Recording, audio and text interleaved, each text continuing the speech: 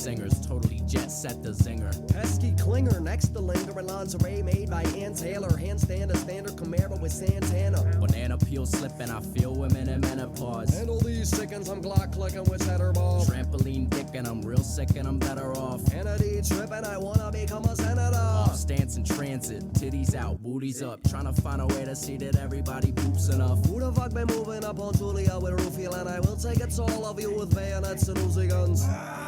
What? Something was touching me, hoping someone that wanna suck me under the fucking sea. What? Sucking it fucking D. Do you wanna do it? She said, bumblebee. Bumblebee. Bumblebee. Rolling like a tumbleweed. Tommy B. Tumbling. I think that I'm hungry. Grilled cheese. Honey D. Tell your mama what it be. I just wanna take this time to say what's up to Scummy T. Suffering. Succotash. Kick you in a fucking ass. Buffering. Suck a dick. Terrible connection. Dial up. Pile on. Entering the fire zone. Call me on a xylophone. Put a brand new style on. Pimp it out. This is it. Pimp it out. This is it. Pimp it out. This is it. Pimp it out. This is it. Welcome back to the Weed Cap, guys. I'm your host, Caleb. With me, as always, my fiance, Lauren.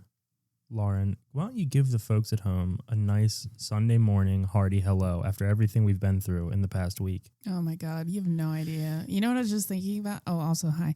I was just thinking about what happened to us last weekend when we went to get a sweet treat, and then like the series of unfortunate events that unfolded after.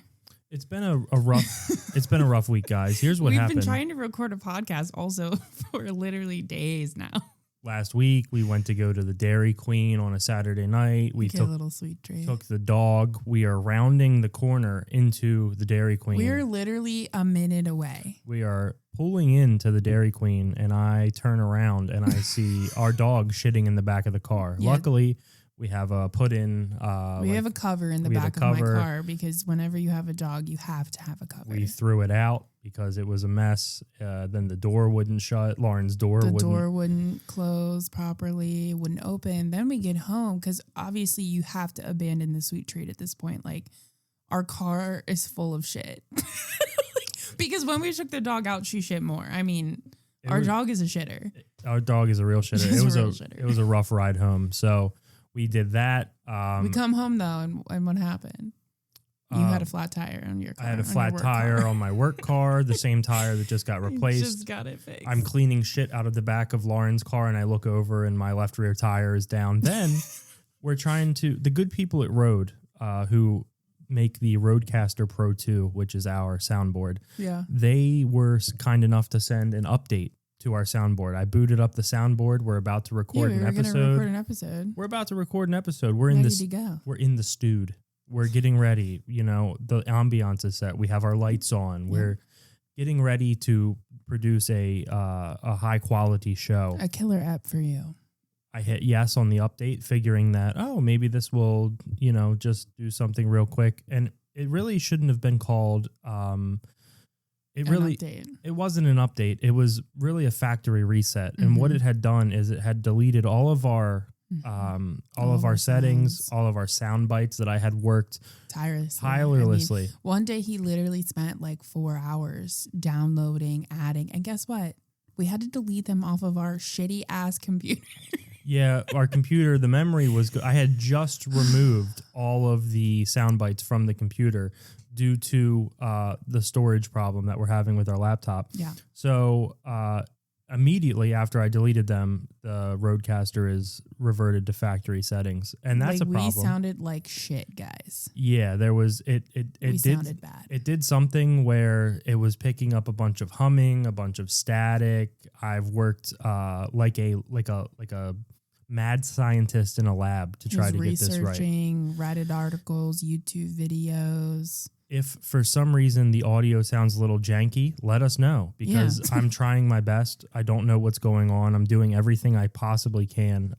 But if it's not up to standard, we apologize. So then there became a problem because obviously, a lot of people would probably listen to our intro music and think, oh, they just pulled that off of Apple Music with permission from Jarv, of course. But right. That's not the case. We had Jarv come here and record that live into our podcast microphones, into our soundboard. So now It was sick. we're a man without a country. We have no soundbite anymore. How are we supposed to do our intro song? So Obviously, we do the only thing that one thinks to do. I reach out to Jarv and I say, hey, here's the situation we're in. Here's what's going on. And I say, hey, we're going to pay for a flight. We need you to come down here immediately. Right now. The problem, this was Thursday. Jarv was in, I believe, India. Mm-hmm. He had been in India. He was doing some charity work. He hopped on a plane. There was to be a layover in London. Then he was going to swoop down into BWI and we were going to pick him up. No, we were going to Uber him here. We didn't have time to pick him up. Fair enough. Let's be honest. I don't know if you guys watch the news, but R.I.P. Jarv. He was on a ill-fated flight. One person survived, and it was not a white rapper. So we had. No, that's kind of fucked. Rest in peace to the people who did die, because that's fucked. I mean, that's really fucked up. They weren't even like far up in the air. This is how horrible. Caleb will never feel bad about a plane. I mean, obviously he'll feel bad like to like a moral extent, but like he would never get on a plane. So if somebody you know dies in a plane crash, you know what he's gonna say? Shouldn't I got on? That's why were they on the plane? I do that a lot. They'll be like, "Oh, there's been a plane crash. 242 people died." Well, they did it. They willingly walked onto that plane. They weren't forced at gunpoint. It is a tragedy though, because sometimes you have to take a flight to get somewhere. No, you don't. No, you don't. I'm telling you right now. No, you do not. I swear to God, if somebody tried to force me at gunpoint onto a plane, I'd be like, "Shoot me." Yeah, I believe. Fucking shoot me. Do it now. I do believe that. I would never get on a plane. So, and then this is how, I guess, because I've listened to so much Cumtown over my formative years. Cumtown reference. I was an early Cumtown guy. I'm talking like early Patreon, not bragging, no big deal. NBD. So I think about plane crashing in India, and then I think about how like the sides of the road are just toilets. And I'm like, can you imagine you plane crash into like a side of the road septic tank? Oh no, your final moments are like poo. No, thank God they didn't crash into that. They crashed into like a doctor hospital thing. Whatever their equivalent of that's fucked. Yeah, it's not good. So rest in peace. I've been working tirelessly to get this back. I made Lauren watch a movie that we're going to do the episode on today. So we are scrolling through Amazon Prime. I see a movie that I can't not watch. Like it has one of the best people in it. I see this movie and I go, that's the movie. There's no other movie that we could possibly entertain if this movie exists. The movie, guys, is a recent movie. It came out in 2024 is when it technically premiered, but it's just come on to... You have to pay for it. We had credits, though. We had credits. Don't fear. We're big Amazon Prime heads. Full price. 2024 psychological thriller. Directed by everyone's favorite Irishman, Lorcan Finnegan. Written by Thomas Martin, starring one Nicolas Cage. Thank God we still have the air horn. I worked tirelessly to get that air horn back. I was out back with a microphone and an air horn, and I was trying to get the timing right. Our neighbors were so pissed. They were fucking livid, and I said, Donna, go back in the fucking house. Go back in your 85-degree house when it's 90 degrees out. Return to your condo, wench. Your fucking hell house. Can't you see I'm taking... so hot I'm taking samples. The Surfer. So this is what drew me in immediately, okay? You got Nicolas Cage holding a surfboard. And then surfboard. This worked on me. And when people say like, oh, marketing campaigns, I don't understand how that. This worked on me. It says The Surfer in like 70s blaxploitation writing. He likes that. Like it's like a classic like font that they don't use anymore. They used it in the old times all the time. Yeah, it looks like a detective move, like a black detective font. You know, a black detective. You know, there's like, just a black detective somewhere writing, and it's like, yes, this is the font we're gonna use. It looks like Black Dynamite. It's like real 70s. Oh, you know? Black Dynamite's one of Caleb's favorites. Oh, I go nuts for Black. We should do an episode on that. Euphoria. It's like more of a comedy. Shut the fuck up before I send your ass back to Crenshaw Pete with his hot ass coat hangers. So this movie, what a fucking... we're going to do something a little differently, okay? We're going to go through the plot real quick, general summary of the plot. And then I thought because I really did force Lauren to watch this. She was like, I don't want to watch this. And I was like, no, it's Nick Cage. He's a surfer. I don't even know the plot of the movie. I know Nobody it's has names in this fucking movie, by the way. I'd like to point that out. Yeah, Nick Cage is just It's known all as nicknames. surfer. Yep. Which I like. I like movies like that. This movie has a real inherent vice. Real. What's that one with Snoop Johnny Depp? Fear and Loathing. Yeah, It's kind of remind. Ouch. Sorry. Yeah, Fear and I don't agree with that, but that's I'm okay. sorry. It's definitely something like that, but it's more. It almost feels like a Coen Brothers movie. Like it's real disorienting. Yeah. Like there's a whole. Okay, we're gonna go through the plot real quick. So Nicolas Cage is a surfer. He returns to his hometown in Australia to purchase the childhood home for his family. He's like, oh, that's going to be good. Now his wife has left him. Yeah. They have shared custody of the kid. Kid's Australian. Nick Cage is not. Neither is his wife. He gets a call. The broker, the person for the broker is not. He's like, good. someone else offered $100K over. I don't know how we're going to do this. And Nicolas Cage is like, he spent every dime he had to get he's this like, house. no. Oh my God, that was really good. Yeah, thank you. So he's like, this can't happen. So that's what's going on there. He's okay, but now he has to. This is around Christmas, by the way. It's a Christmas movie. He has to fundraise an extra $100,000, and he's like, go back to the bank. Ask him for more. This I can't can't do happen. It. Yeah. So, by the way, no one in this family except for his son has an Australian accent. Him, his ex-wife, American. It's implied that he grew up in Australia until he was like a late teenager. 15, 16? No trace of an accent. No. And we also find out through a phone call with his secretary or whatever, because he is a bit of a businessman. He's driving a Lexus. Yeah. He's not performing well at work. No, his boss wants to meet with him as soon as possible. His boss, in the beginning of the movie, the boss is like, I need to see you this afternoon. And he's like, I can't. I'm closing on a house. And the boss is like, well, you better be here first thing tomorrow morning. And what the fuck was that? You took your shoes off in the middle of a meeting yesterday and wandered away. Yeah. I guess he was just thinking about that surf. He just wants to surf. So he has his son, also known as the kid, to an Australian beach where he spent most of his youth surfing. So he's like bringing the son to go surfing, whatever. He's speaking metaphors of life in regards to surfing the waves. It's a very Nicolas Cage moment. He's like, most people think waves form every couple seconds, but if you trace it back, waves are caused by waves. Waves are formed thousands of years ago. Yeah, that's crazy. And we're going to ride them, Junior. He's talking about how he grew up on this beach and he can't wait to get his son back here. So most of the movie takes place in the parking lot of a beach. You know, when you go to a beach and there's like a little square parking lot and then like a set of trails down into the beach. It's raised above. This one also has a coffee shop. It's like a coffee trailer. Yeah. Yeah. So they go there. They go down to they want to go surfing.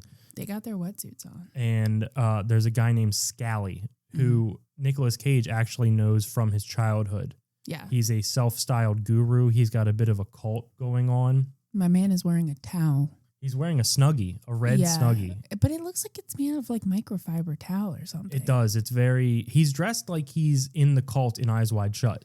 He's got the red robe on a beach. Yeah. He's got his chest hair popping. It looks nice. Looks very nice.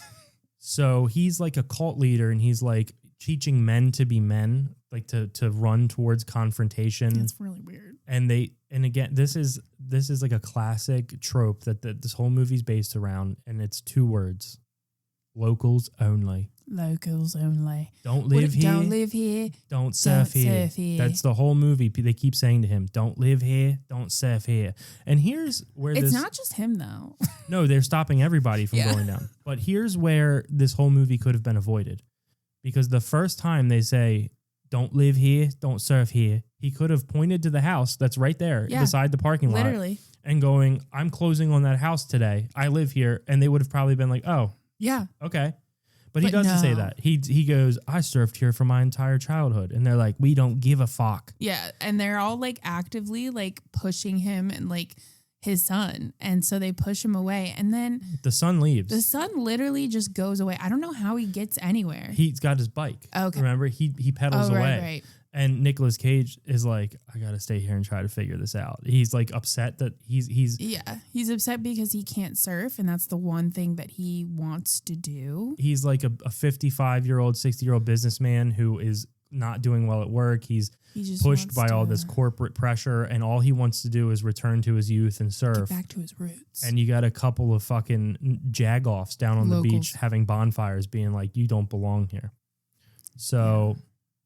He can't get the money, whatever. So he meets a bum, a guy who is a full-blown vagrant. No, he is a bum. His name is The Bum. I didn't have time to get the several air horns in a sequence.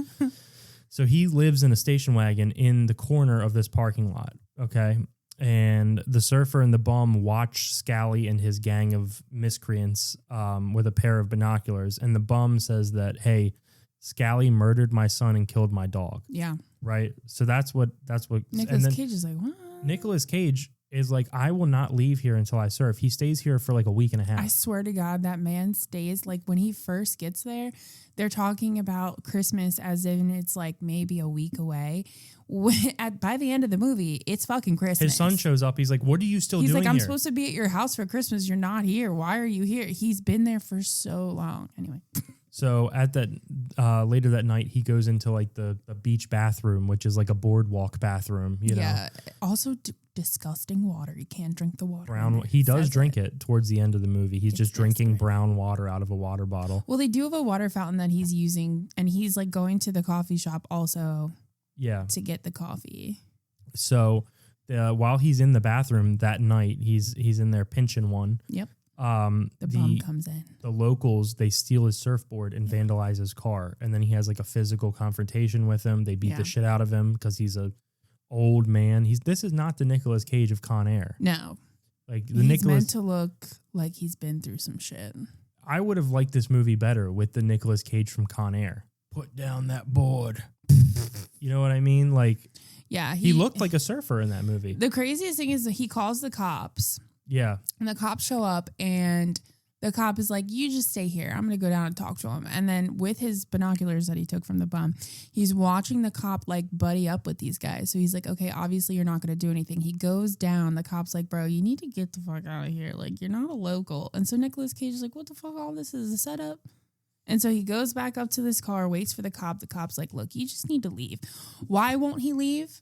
Nobody knows. Nobody fucking knows. And why won't he tell them that he's trying to buy that house? Again, nobody knows. It's a major plot hole. As he just could have told all of them, I'm buying that house. Yeah. The house is visible. I think he might have mentioned it, but it was too late at that point because this is what happens. A series of unfortunate events happens to Nicolas Cage. So this movie takes a weird turn in the middle where he's dehydrated and he's baking in the sun. Because they put poop on the... They put dog shit on the water fountain. And now he's not drinking for days.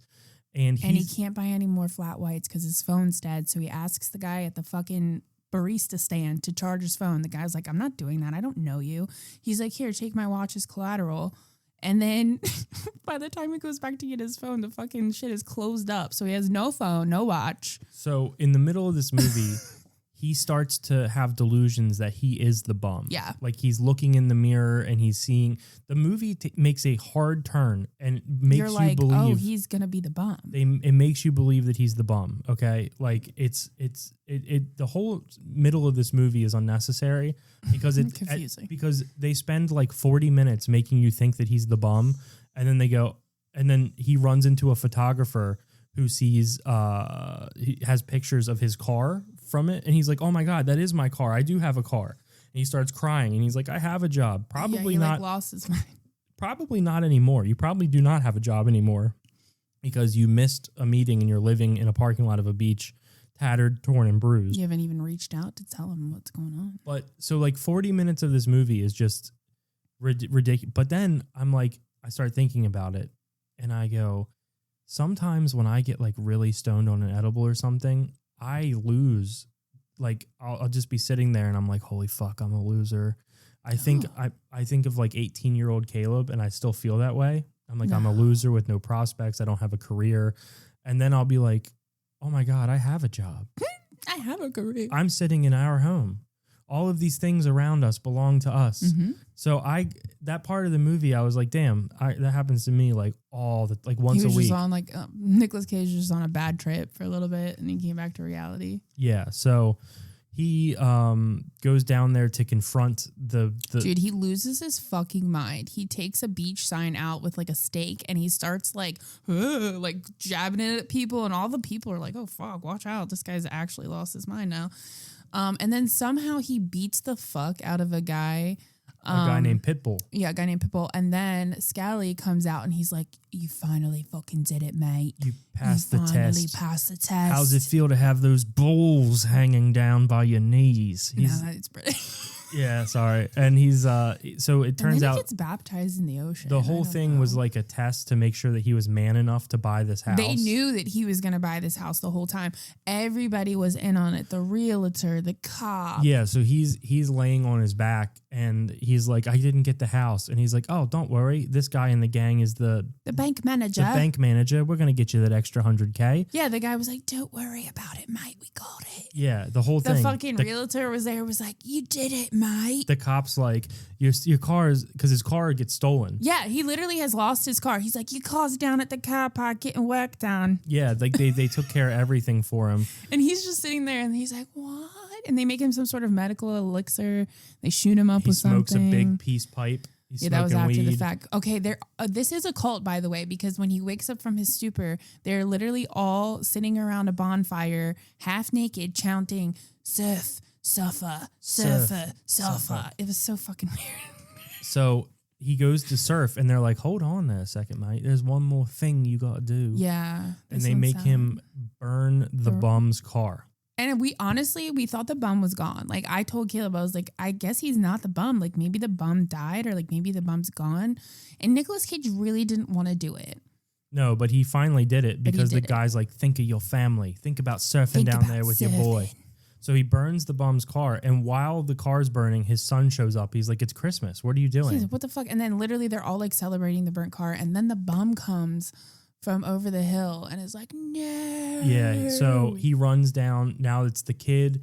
The bum has a gun. He forces the entire gang, Nicolas Cage and his son, to be on their knees on the ground, and he starts making them bark like a dog because they killed his dog. Yeah, he knows that they killed his dog, and he also knows that they killed his son. And Nicolas Cage did get Scally, or whatever the fuck his name is, to confess that he hired someone to kill his son and that he killed the guy's dog. So like we know that he did do it. Like he's not a nice guy. So the bum starts letting the gang members go after he humiliates them until it's just Nicolas Cage, Nicolas Cage's son, and Scally.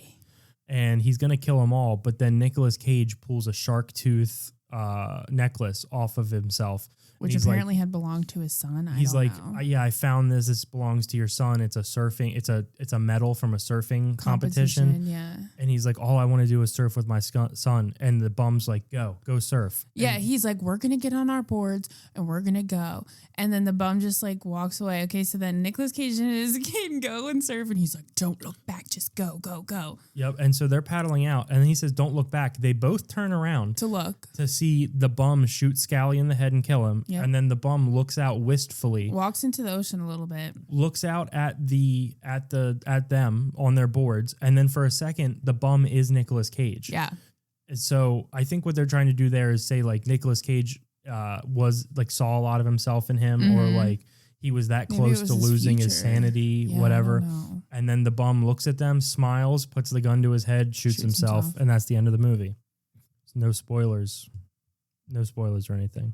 So that's the movie. Spoiled the whole movie. That's The Surfer. And then I thought, because I forced you to watch this, I would ask you some questions. Okay. Of someone who was forced to watch this movie. Okay. Yeah. What's the first word that comes to mind after watching The Surfer? What the fuck? Oh wait, just one word. What's the first word? What the fuck? Just one word? Yes. Weird. Weird. Okay. Would you classify this as a surfing movie? Now, no.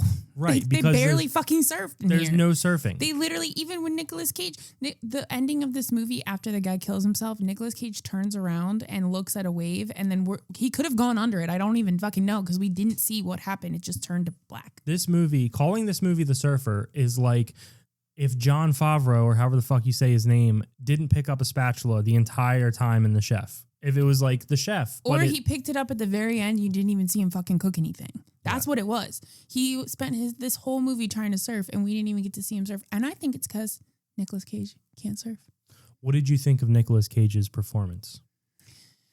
I honestly thought it was like a classic Nick Cage. I do think he does a good job at all of his characters. So I'm going to give him like an 8 out of 10. 8 out of 10. I would go, 7 or 8 out of 10. Yeah, it wasn't like his all-time great, but he did do a good job in the middle of the movie making you feel like he was losing his fucking mind. Yeah, honestly, I can't say that I've ever not liked Nicolas Cage in any of his movies. Like his particular performance is always like pretty good. Which scene do you wish you could erase from your memory if you had to pick one? The scene I could erase from the memory. Maybe hum into the microphone a couple more times while you think. Thank you. This turned into ASMR. I think the part maybe where the guy kills himself, because like I don't like to see people shoot themselves. That's just me personally. I know it's part of the plot. It's the very end of the movie, but I thought that was the best part of the movie. I was like, finally, a bum rid himself of this. Nice. He's been leeching and lurching in this fucking parking lot, bothering these nice people. So is Nicolas Cage. And he should have killed himself too, if we're being honest. Would you ever watch this movie again? Yeah, probably. Like maybe one more time, just because I did fall asleep the first time that we watched it, and we did have to watch the ending again. I'd like to see it through. What would you ask the director if you had 5 minutes to ask them questions? You mean Lorcan? Yeah. Oh, Lorcan? Well, first I'd ask him where the fuck that name came from. Yeah, I know that's it's a good of one. Ireland descent, I guess. Maybe it's like a traditional Irish name. I'd basically ask him like where he got this idea from. Like, did you dream this, sir? See, I would. Did you create? Oh my god, a giant blue jay! If, what the fuck? If I was, that's not part of your question. Blue jay on steroids outside. Lauren is reacting to outside in the middle of the podcast. I would ask him, hey, you cheeky cunt, what was the bit about that in the 40 minutes in the middle of the movie where it was, you spent all this time going down this avenue and then you just go. I think he was trying to do like an M. Night Shyamalan twist. Yeah, but it was a fake off. It was like a play action pass. It was like. Is that football terms? Yes. He's like acting like he's handing it off the whole time and then he just bombs it deep. And it's like, oh, none of that meant anything. And then the viewers are like, where'd the fuck the ball go? Where the fuck did the ball go? Where did the fuck did the ball go? I thought that this movie was pretty good. I would certainly watch it again. Although I wouldn't pay for it again. It's one of those movies where it loses so much on rewatch because you know what's coming. Yeah, that is true. That's the one thing I hate with movies like that have a twist like that, is that you really don't have the satisfaction of watching it over again unless it's been like a long period of time. Yeah, but even a long period of time, if it's a good movie, you fucking remember it. Yeah, I this one was a little tough, but I thought we would debut everybody does these 6 degrees of Kevin Bacon. Oh my God, yeah. We're not a big Kevin Bacon podcast. We are, however, a huge Mark Wahlberg podcast. As you all know. We're going to start doing the degrees of separation from a movie to Marky Mark. If we had a sound bit, he would be... Okay, so here. This movie, The Surfer, stars Nicolas Cage. Mm-hmm. Nicolas Cage starred in Face Off with John Travolta. Okay. John Travolta sucking as many guys as he can, as we all know. John Travolta starred in The Taking of Pelham 123. Taking. With Denzel Washington. Okay. And Denzel Washington starred in Two Guns with Mark Wahlberg. Two Guns.